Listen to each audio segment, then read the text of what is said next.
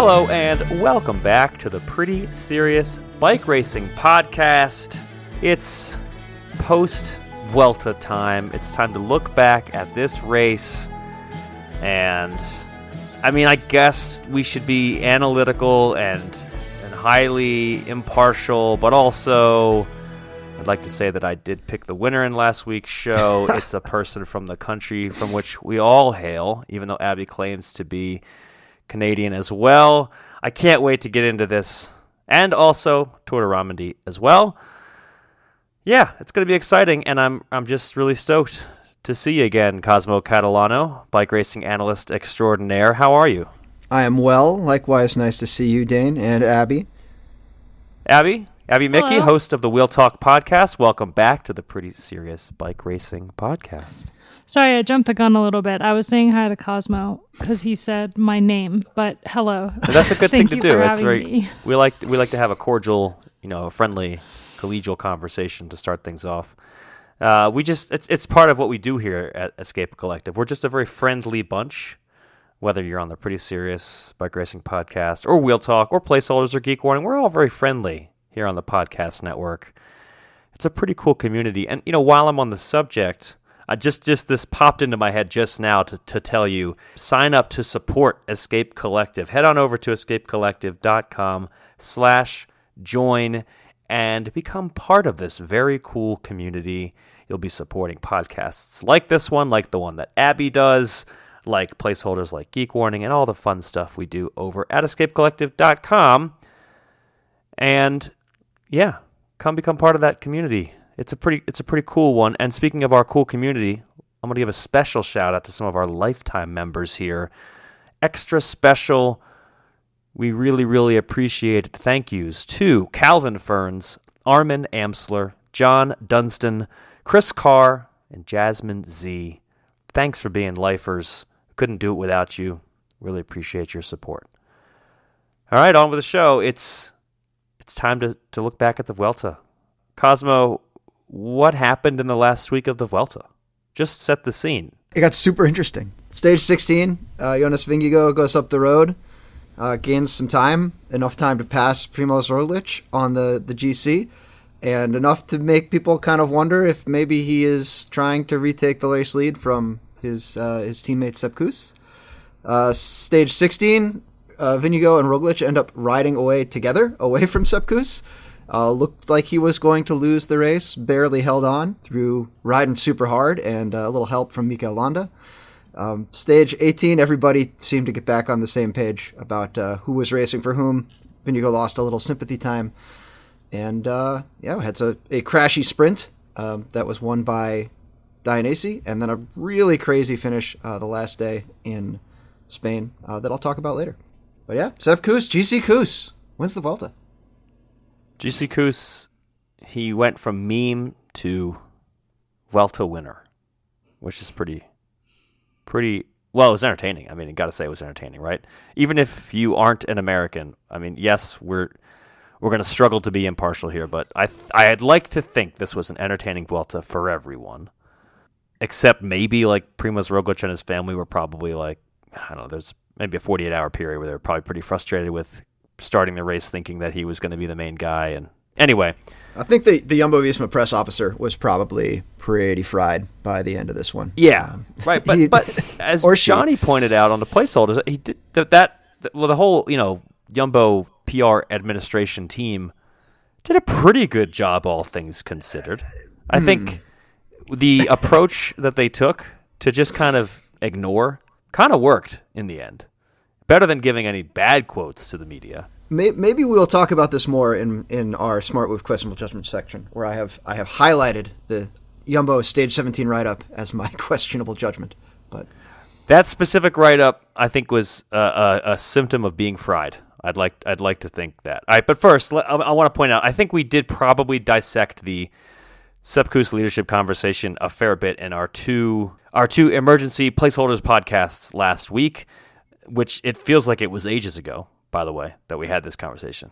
So I don't really want to do too much here to kind of go over that once again for like the third or fourth time in the podcast space. But maybe I don't know. I would like to get the opinions of each of us. Just a quick sum things up. Cosmo, Abby, what is your opinion of the final decision that was made? Do you agree that teammates should never race each other? Is there a time when it's okay? Should Sepp Kuss have been backed all along? Where do you stand on this? Cosmo, you want to go first? I do not.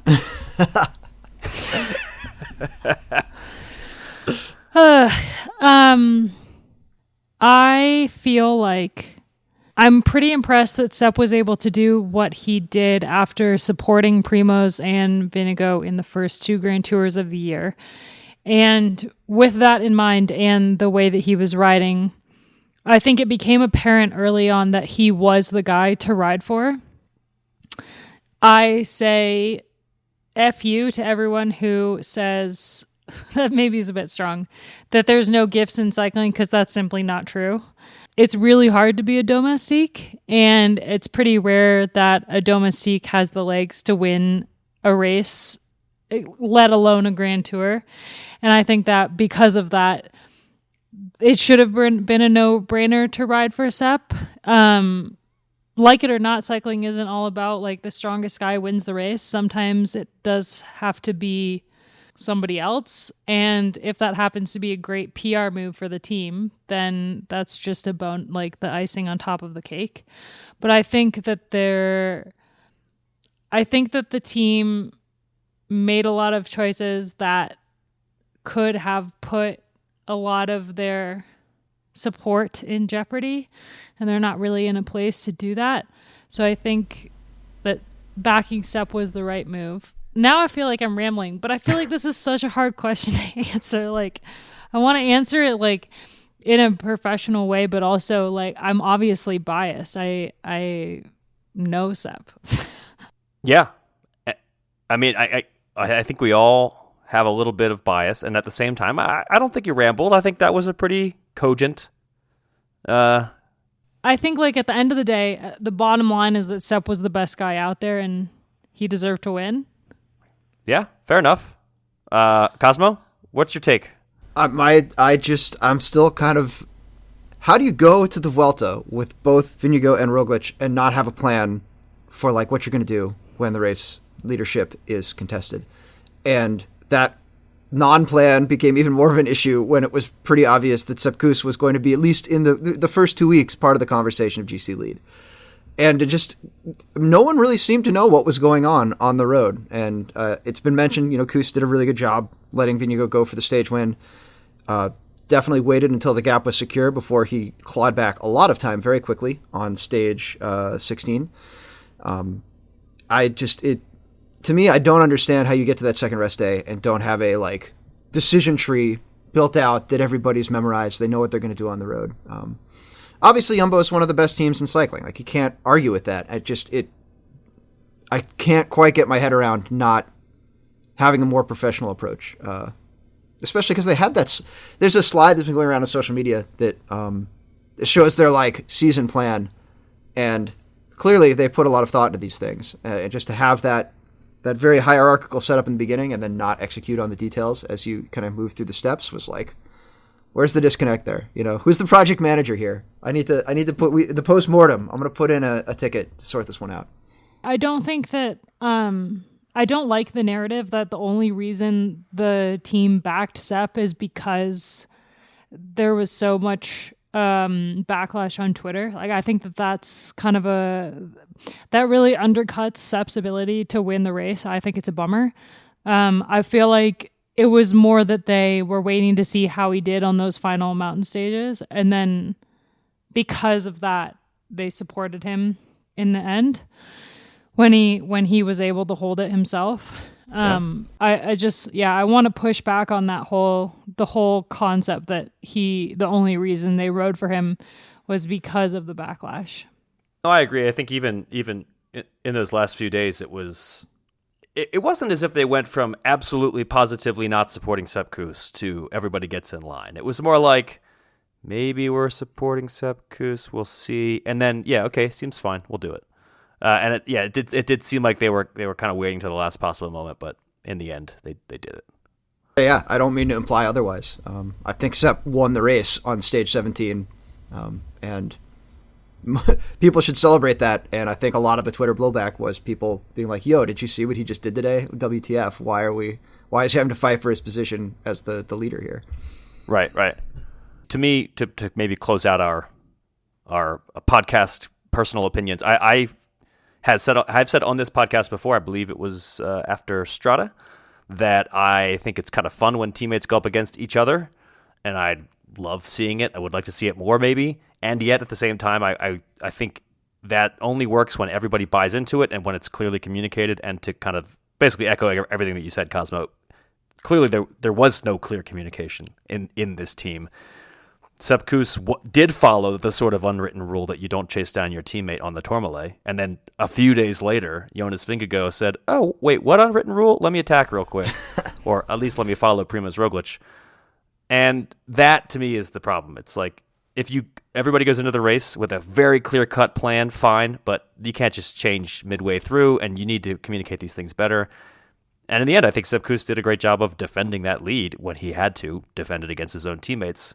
So I'm pretty happy that worked out for him, and I think it all worked out in the end for Jumbo. At the same time, kind of got the best of both worlds as fans, because those who wanted to see Sepp Kuss win got what they wanted, and we did get 2 pretty entertaining days of Sepp Kuss's own teammates putting time into him, or attempting to.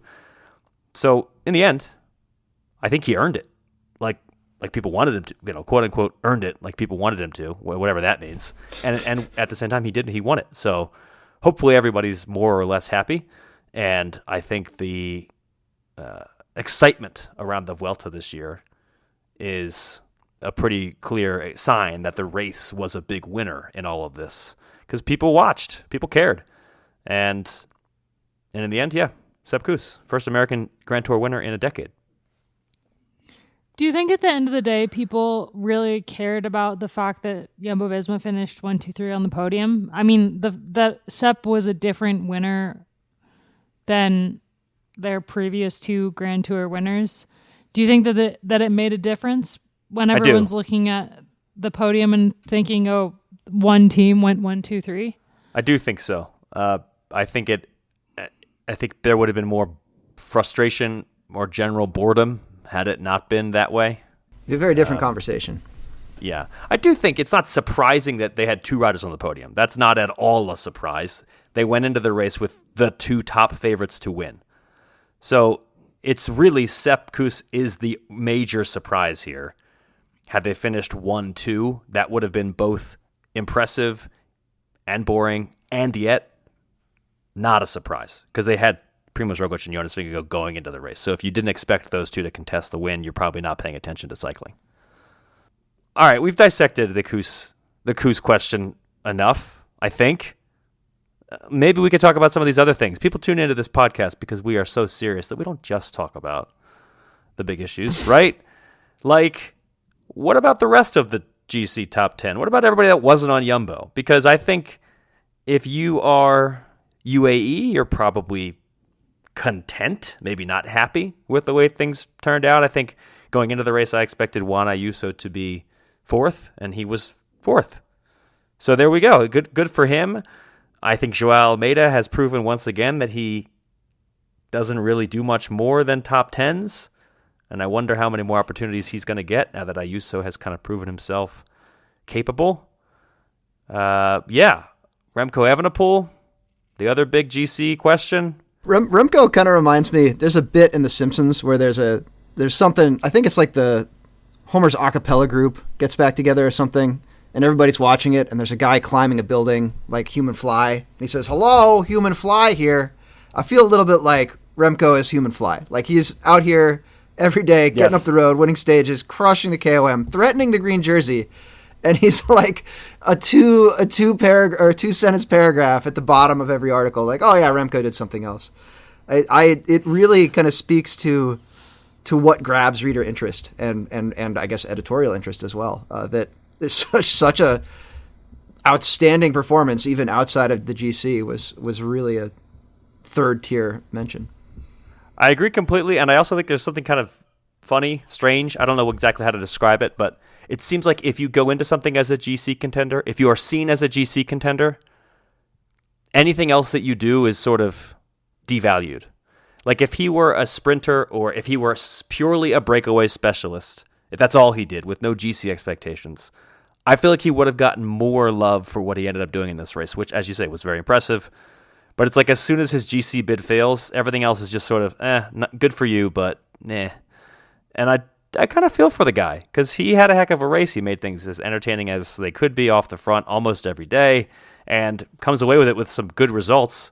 Multiple stage victories. KOM jersey was pretty darn close to the points classification, even though the sprinters get coddled into getting all these points on the sprint stages. Yeah, hats off, Remco. I appreciate how Remco tackled this race and the fact that when he was clearly not going to win the race again, he kind of took it in stride and made it fun up until the very last moment. Literally. Yeah, I mean, like literally. Because he got into a breakaway on a flat finishing stage, which I think we're going to talk about here in a second.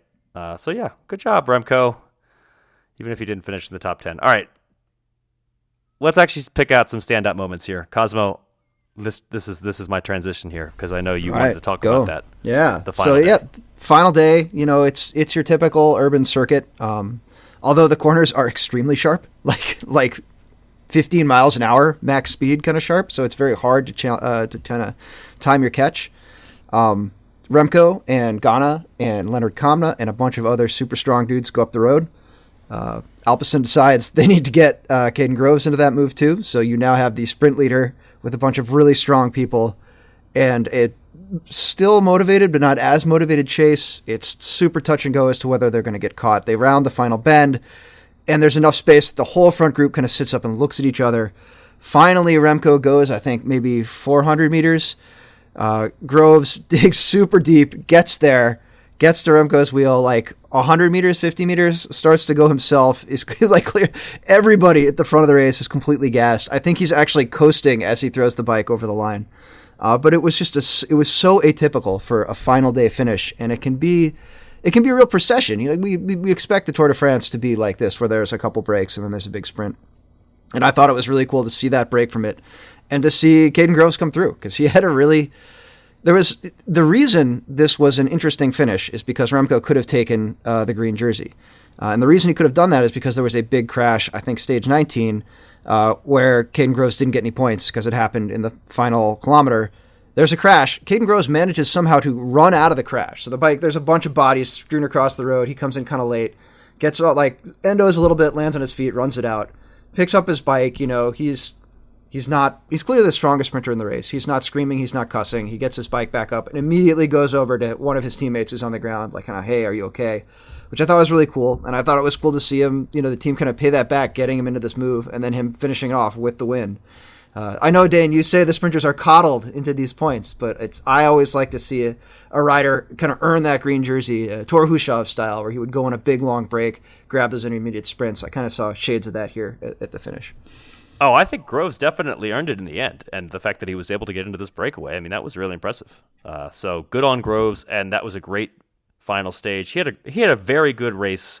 I feel like I probably would have expected more wins. After the first two, I was thinking, okay, he's just going to win every sprint now, right? And then he didn't, but he did end up with some pretty good results, and that last stage was great. I do think we got to see the way in which a gap to a break can be misleading, or at least our expectations are sort of the general rule of thumb about, oh, there's XK to go and there's Y seconds to the break, so they will or won't get caught. And that was very much not the case. The standard rule of, 1 minute for every 10K was very much not the case in Madrid. And they had about 20 seconds, give or take, for a very long time. And yet they were extremely dangerous. And you get to see what happens when the teams that might chase, like Alpecin, because Groves was hoping to win the sprint, have a rider in the move.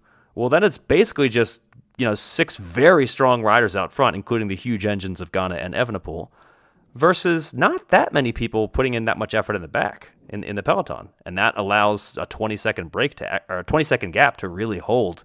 And that was pretty fascinating watching that, again, relatively small compared to what we normally expect, gap to hold all the way to the finish, where Groves took the win.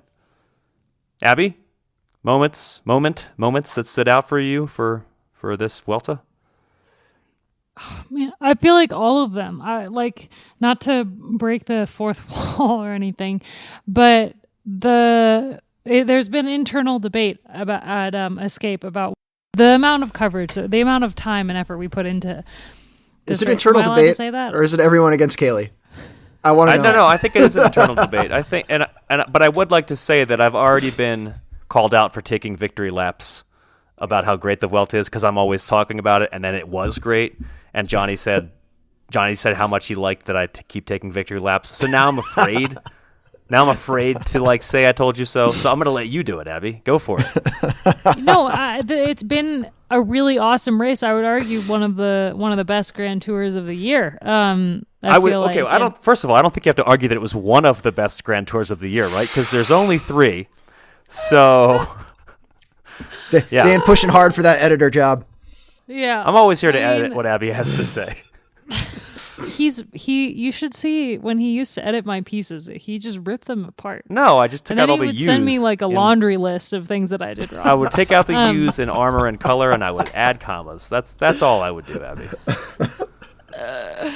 No, I think the entire thing from the opening TTT that was so dramatic in the rain, in the dark, and kind of the debate that started with that. The second stage, was it, that already they had to take the time early because the weather was so bad and it was just completely chaotic. Like, some guys sat up, some guys kept going. Who were they going to give the red jersey to? It like ended up that it was like the EF guy, like the complete chaos of the first couple stages. And I feel like that chaos went on into the rest of the race in a way that made it just incredibly entertaining to watch.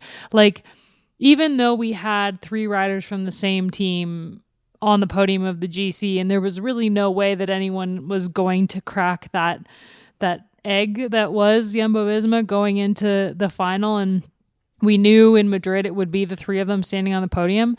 There was still so much drama around the team that it was never not entertaining. I feel like, standout moments, like, there's 1,000. There's no way I could pick one. Like, the whole Jumbo debate when Soup won the stage completely randomly with the beard and the dancing, like, just, there's so many moments. Yeah, I agree completely. And I think I'm not the first person to say this. This is not an original opinion or anything. I've seen this kind of floating around on Twitter, but I would agree that the Jumbo chaos, all of that drama, and honestly just the really entertaining last few days of racing across the board kind of saved the Vuelta organizers, because it kind of it redirected some of our attention away from the tomfoolery of the first few days and the many different ways in which the Vuelta organization raised eyebrows. So thanks to Jumbo for helping take some heat off of the Vuelta. I hardly even remembered that the first few days had a bunch of organizational, tomfoolery. They still need to look into the police officer who gave the poor Jumbo-Visma staff a concussion. Yes, the Guardia Civil, if you have not seen these videos, just in general, they were they were very rough with people. And specifically, they reportedly caused a concussion to a Jumbo-Visma staffer, which is not what you're supposed to do if you are providing security for a race. You're not supposed to hurt the people who are involved in doing the race. Yeah, there's a video of this, and he's obviously a Jumbo staffer. Like, he's got the vest on. He does have a mask on, but it's like, even then, I think Johnny and Kate were both like, no, I think I know that guy. I think I've seen that guy. So it wasn't like it was a random person who happened to be a Jumbo staffer that the police got confused about because his accreditation wasn't visible. It was like clearly somebody who had a job to do at the race, and they did not care. They were out to teach them a lesson. I feel like there were so many crazy moments, good or bad, in this Vuelta that it feels like it was 3 months long. Yeah, I mean, I feel like the Sepp Kuss leadership debate was a week and a half ago when it was actually 5 days ago. That. Yeah, it really does feel, and all the stuff in the first week does feel forever ago. But I think that's a good thing for the Vuelta. Again, I mean, I love this race. I'm really glad that it got all the excitement this year. Hopefully that will continue. Yeah. Okay. Let's highlight those riders or those teams that made some smart moves, or call out some of those with questionable judgment. Now, I like to keep things positive. This is sport. We're just here to be entertained. They're out there, racing their hearts out. So I generally want to highlight smart moves. But not today. Today I'm going to call out Movistar for their questionable judgment in their home Grand Tour. This was a pretty poor effort from the one Spanish World Tour team, which sent a rider who has been second at this race 3 times, no less than 3 times so far in his young career. And he generally rode on the wheel as long as he could till he got dropped. Finished a relatively quiet 6th. Enric Mas, I felt like he could have attacked some. I felt like he could have tried to make this more interesting. Rest of the team, with the exception maybe of Ena Rubio, he's the one guy I'm going to give a pass to because he was in the break a lot, did his best. Rest of this team, I don't know. What are you doing? What are you doing in your home Grand Tour? You would think that you would be getting some World Tour points. This is not the Movistar team of 5 years ago, and it's a real come down for the squad that used to be up there pretty consistently with Nairo Quintana, Alejandro Valverde, briefly Mikel Landa. Nowadays, they're really a far cry from what they were in the days of Valverde and company, and I think they got to figure it out pretty quickly because it's not going to cut it when you are at your home Grand Tour and Enric Mas just settles for an also-ran position basically every day. They could have at least made things a little more interesting. Again, exception, Ena Rubio. Nice job getting into breaks relatively often. And finishing, 16th overall? That's not bad. So, yeah, you get a pass. But the rest of you, Movistar, questionable. Questionable Vuelta. Better luck next time. They almost won the team time trial. Almost only counts in horseshoes and hand grenades. They had the same time. Almost. Tough crowd. Cosmo? I am going to do something a little bit atypical and say that my questionable judgment for this was the Jumbo-Visma press officer on stage 17, their official write-up. I should find it. I believe it's been skewered at Escape and on Twitter, but it has absolutely disconnected from reality. It is Orwellian. I know there was some famous White House press secretary who described his job as having to tell the truth slowly. So as a press officer, you were trying to craft a narrative. You can bend the rules. You can rephrase things. This was just a description of an event that did not happen. The sort of well-planned, happy teamwork of Jumbo-Visma on stage 17 was it was not there. And so it's okay to highlight that things didn't go as planned. You can make your weakness into a strength, hey, even though things fell apart for us, we still got it together. We still kept Kuss in the lead. All this could have been, they could have not made themselves a laughingstock, and instead they did. And then now every time somebody in Jumbo-Visma has to create some content for the media, they're going to remember this stage 17 write-up and think about what actual reality is hiding behind the words they put out. I can't really disagree with that. I was entertained by it, but you're right. It wasn't great. Abby? I have 2. Well, I feel like a very questionable choice in hindsight was allowing Sepp Kuss to go into a breakaway on stage 6. By everybody that wasn't Jumbo? You mean the rest of the peloton allowing this to happen? Mostly Soudal Quick-Step. Yeah. Because, at that point, Remco was in the red jersey. And that was really when the tables turned. I feel like that was a smart move for Jumbo-Visma, obviously, giving him that freedom. I feel like it was a shocking thing that they allowed him to go up the road in that breakaway, given the plans that they had later on in the race with the other two. But obviously that led to one of the best Vueltas in recent years. I don't know. I at least I think so.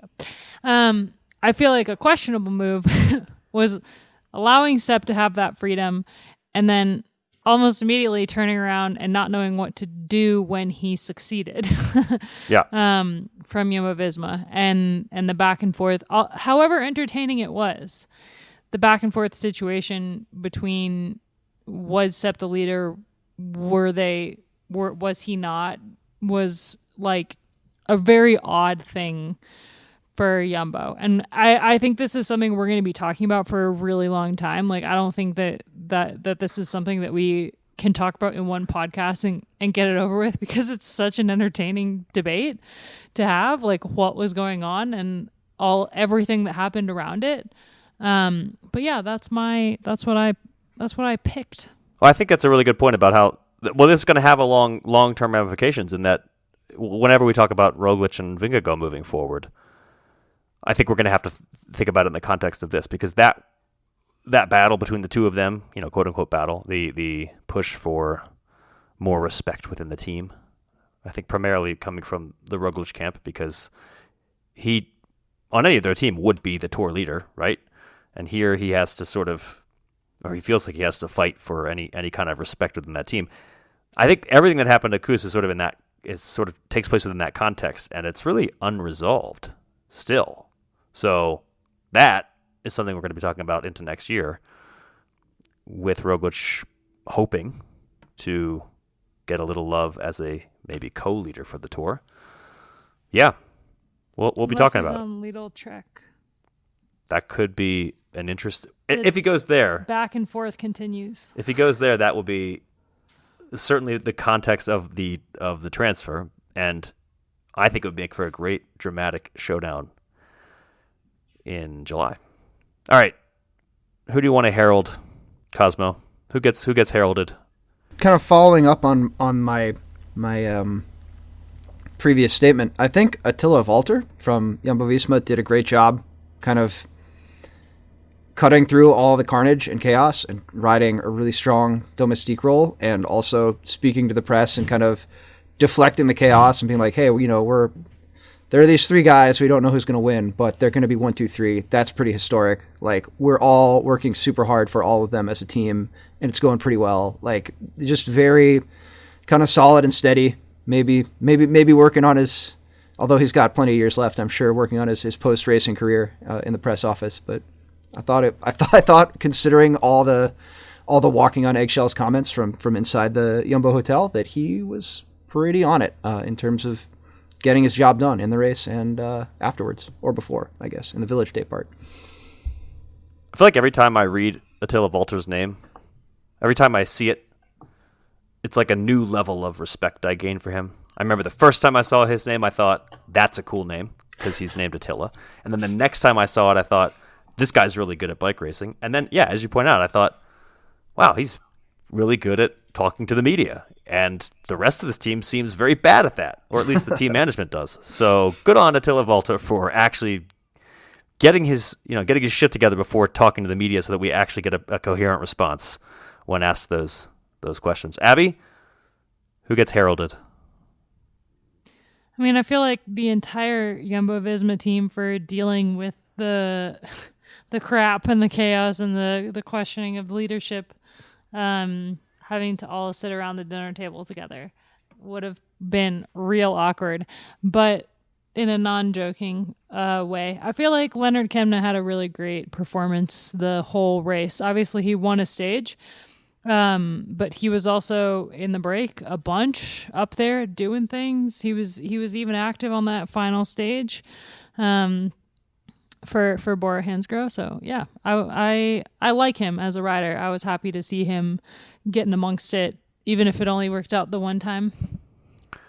He is somebody that if you are not a Escape Collective fantasy cycling player, you should be.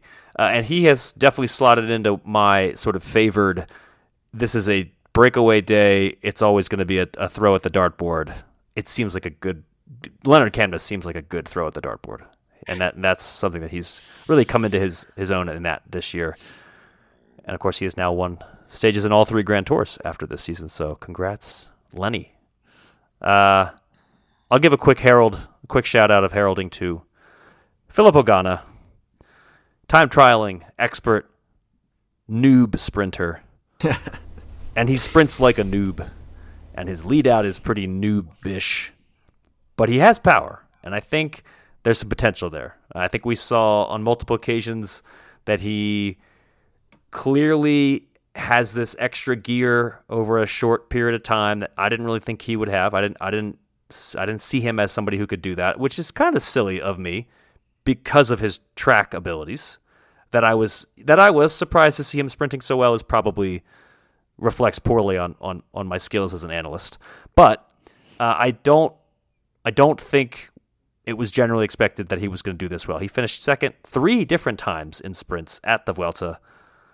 And I think if he just gets a little more training on how to sprint, and maybe if he has a lead out that is a little bit better at launching him at the right time, we could actually see him win some sprints. Maybe not consistently winning Tour de France sprints, but at the Vuelta, where the best sprinter is Caden Groves, which is, he's good, but he's not a world beater. I think Philip Ogana can come up with some stage wins, and possibly again at the Giro as well. This could be something where Ghana starts to consistently contend in the sort of slightly smaller races than the Tour de France. So good on you, Philip Ogana, for finding this new skill set, new at least to me watching at age 27, which makes me optimistic about your future.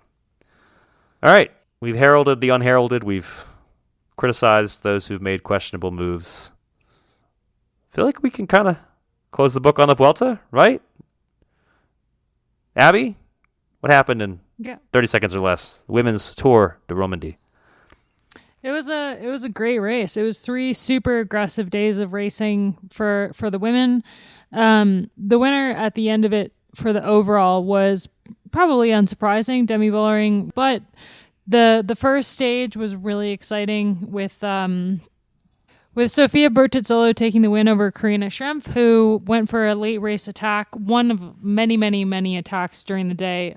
Kasia Niewiadoma, our favorite aggressive rider, she attacked like 10 or 11 times that day, but Karina Schrempf went late in the race and she thought she had it. She threw her arms up in the air only to be passed on the line by Sofia Bertizzolo. She still managed to get second on the stage, and she said afterwards that she actually threw her hands up in frustration. I think that most people seeing the photos of the finish line would maybe disagree. But I don't know what her frustrated face looks like. Maybe it's just like super stoked. I want to believe her, but I went back and watched a few times after reading that story, reading that she said that. And my final takeaway was, I don't know that I believe you there. Yeah. I feel like just own it. Just own it.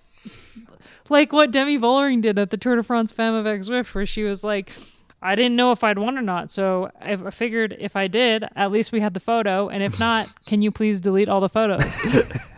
That's actually a pretty good, that's the way to go.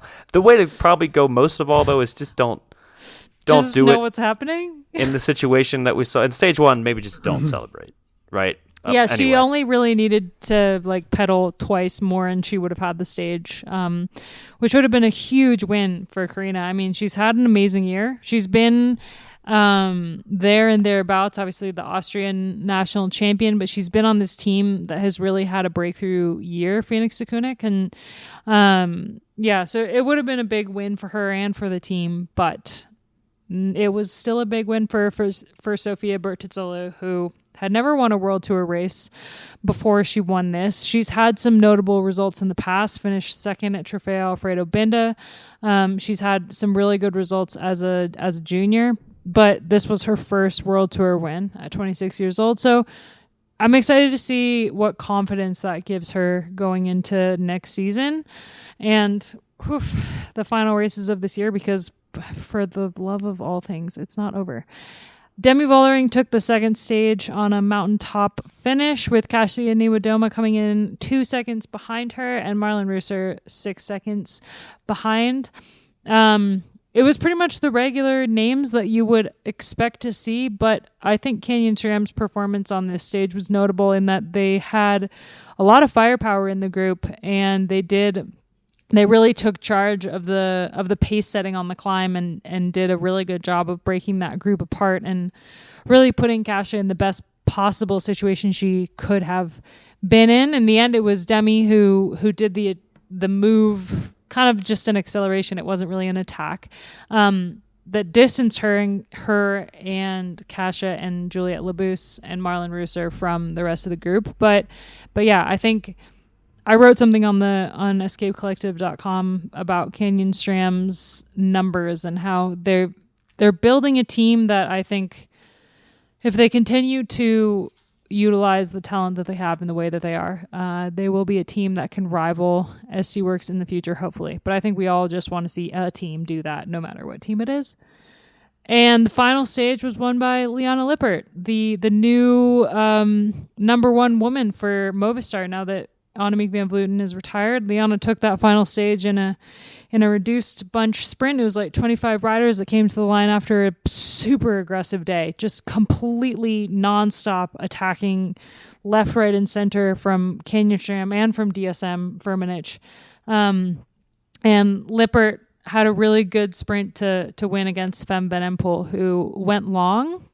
Not that it was bad. I also wrote about this on the site. But yeah, Fem Van Empel, she kind of just didn't have a teammate, and so she started sprinting early, which was fine because there was bends in the road, so she had like a good line, but she just didn't have the acceleration to be able to hold off Lippert, who timed her move, was very patient and timed her move right, and then was just really smart about where she went on the road. No one can see my hand movements. Yeah, this is the downside of a podcast. We need a whole TV network is what we need. Don't give Kaylee any ideas. Yeah, you're right. Cosmo, does Fem Van Empel do like other things on the bike? Does she have other pursuits? Yeah, she's the world cyclocross champion. She finished up the cross season, I think, with 6 consecutive wins, and then kind of disappeared a little bit. She was in a couple of classics. She had a good Tour l'Avenir, but wasn't really. You compare her to, say, Sheeran Van Anrooy, who had a really good road season, or Puck Pieterse, who at least rode fast at the beginning in the beginning of the season in some road races, just sort of nonsensically at the front, and then has been crushing mountain bikes all summer. It's good to see Fem Van Empel back up and kind of ready coming into the season. I'm looking forward to some battles there for cross, which is cyclocross is this sport that is like road bikes but off-road. It happens in the fall and winter. That's gravel, right? No. It's just, this only takes about an hour, usually less. That's appealing. So actually, it's easy to put up. It's in a little loop, so you put up like 6 cameras and you can see the entire course.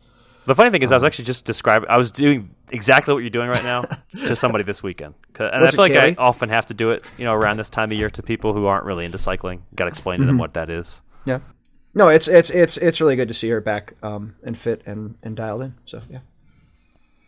I wanted to give a quick shout out. Maybe isn't the right word. I don't know. Acknowledgement to. I think I've said it a little bit already, but Marlon Reusser, kind of coming into her own this year, has proven to be a really big tactical advancement for this SD Works team, which obviously they're loaded with talent, and we know that especially in the classics, between Vollering and Kopecky, they're pretty hard to beat in the classics, and then Wiebes in the sprints makes them pretty dangerous on that sort of terrain. But Marlon Reusser's evolution into being a very capable climber, I think, gives Demi Vollering, as if she needed any more advantages, yet another one in these stage races where you're really kind of caught between a rock and a hard place. If you're Kasia Niewiadoma, do you try to put Reusser in the rearview mirror and expend all your energy doing it, or do you just let them both gang up on you? And it's again as if this team needed any extra factors to help them win. But yeah, Marlon Reusser kind of coming into her own, not just as the time trial superstar we already knew she was, but as a really solid climber. Pretty tough to beat. Abby, who has been unheralded thus far? Paula Patino deserves a shout out. She did a great job in the lead out for Liana Lippert on the final stage, but she also held her own in that group. It was a really reduced group by the time they finished that race, and she did an awesome job for Liana. But I also feel like the two young Germans on Canyon SRAM, and Lauren, Gracie, and I talk about this a bit on the Wheel Talk podcast, if you want to listen to that this week. But Ricarda Bauernfeind and Antonia Niedermeyer, those two, they've both won World Tour races this year, but they have continued to slot really well into the roles of support for Kasia Niewiadoma and Elise Chabi. And I feel like they were both really impressive on the second stage and ended up finishing pretty well as well, the two of them. So I feel like they continue to impress me, and I'm very excited about the future of German cycling. Talking about Canyon SRAM's numbers, the fact that they're able to place Bauernfeind in the top 10 with, Niewiadoma just 6 seconds off the lead. I think that speaks to that pretty well. And she's pretty darn young, so that's a really good sign for their future. Briefly led the Giro, if I remember correctly. She won a stage of the Niedermeyer won a stage of the Giro. Bauernfeind won a stage of the Tour de France Femme solo. Held off a chasing Liana Lippert and Marlon Reusser. Crazy. All right. Vuelta, Romandie. There's your pretty serious analysis for the day to start your week. Hope we were sufficiently serious. And if we were too serious, rest assured you'll get some placeholders action in a few days. But before that, you get to listen to Wheel Talk. So if you've been listening for the last 45 minutes and you've been saying, I love everything that this Abby person has to say, lucky you get a whole nother podcast. So go check out then Wheel hi, Talk. Mom.